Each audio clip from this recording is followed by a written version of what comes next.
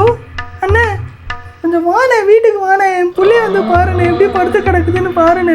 நீ ஏதாவது பண்ணுண்ணே, வாண்ணே.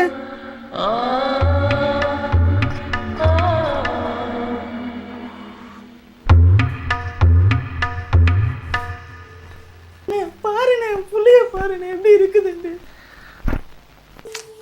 விடுமா, எல்லாம் நல்லதுக்கு தான். சரி, கடைசியாக என்ன சம்பளம் வாங்கிட்டு இருந்தா? எங்கண்ணே, காலேஜுன்னு ஒன்று சேர்த்து விட்டா போய் அரியர் வாங்கிட்டு உட்காந்துட்டு இருக்குது. ஏதோ 8000 ரூபாய் சம்பளத்துக்கு எங்கேயோ வேலைக்கு போச்சு. இப்போ என்ன அடிபட்டு உட்காந்துட்டு இருக்கு. என்ன பண்ணுறதுனே தெரியலண்ணே. எதே 8000மா? 8000 இவன் தின்ட்டு பேன்ற பீல்றதுக்கே சரியா போயிடும். இரு, காது அடிச்சிருக்கே, காது எடுத்து விட்டு பேசுறேன். என்ன பண்ணாலும் அப்படியே இருக்கா, கரை ஒதுங்கின ஆமை மாதிரி. இப்போ எதுக்கு அக்கலை தூக்கிட்டு இருக்கா? சேவை பண்ணி விடணுமா இவனுக்கு? அதுக்கு ஹாஸ்பிட்டல் செலவு 1 லட்சம் ரூபா. இதுக்கு எதுக்குமா 1 லட்சம்? அந்த கக்கூஸ் பேப்பர் எடுத்துன்னு வா, நானே மம்மி மாதிரி சுத்தி அடகம் மட்டும் போயிடுறேன். அசையெல்லாம் அறுத்து போடுமா. இந்த மூஞ்சிக்கு வேற கல்யாணம் பண்ணலாம் நினைச்சு ஒரு பொண்ணெல்லாம் பார்த்தேன். வண்டி வேற வாங்கி கொடுத்துருக்கேன். அந்த வண்டியை விட்டு பஸ்ல போற பொம்பளைய பாக்குறதுக்குன்ட்டு. எந்திரி, இவ்வளவு பேசுறேன்ல, எந்திரிக்க நானா பாரு.